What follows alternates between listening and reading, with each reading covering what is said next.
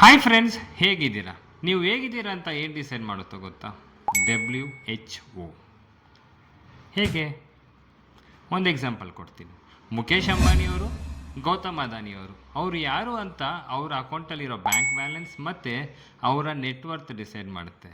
ಏನು ಹೇಳುತ್ತೆ? ಇಂಡಿಯಾದಲ್ಲಿ ಅವರು ರಿಚೆಸ್ಟ್ ಬಿಸ್ನೆಸ್ ಪೀಪಲ್ ಅಂತ ಹೇಳುತ್ತೆ.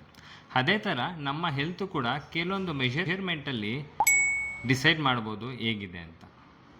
ವರ್ಲ್ಡ್ ಹೆಲ್ತ್ ಆರ್ಗನೈಜೇಷನ್ ಪ್ರಕಾರ ನಮ್ಮ ಬಾಡಿನಲ್ಲಿರುವಂತಹ 4 ಮೆಷರ್ಮೆಂಟಲ್ಲಿ ನಮ್ಮ ಹೆಲ್ತ್ ಸ್ಟೇಟಸನ್ನು ನಾವು ಕಂಡುಹಿಡಿಯಬಹುದು. Weight, BMI, waist size, body fat.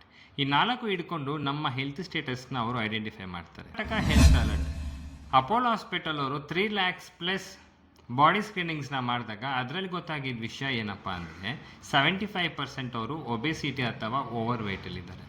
ಅದೇ ರೀತಿ ಇಂಡಿಯಾ ಡೇಟಾ ಪ್ರಕಾರ ನೋಡಿದಾಗ 25 lakhs ಪ್ಲಸ್ ಸ್ಕ್ರೀನಿಂಗ್ಸ್ನ ಅವರು ನಡೆಸಿದ್ದಾರೆ. ಫೈನಲ್ ಕನ್ಕ್ಲೂಷನ್: ಗೆಸ್ ಮಾಡಬೇಡಿ, ಚೆಕ್ ಮಾಡಿ.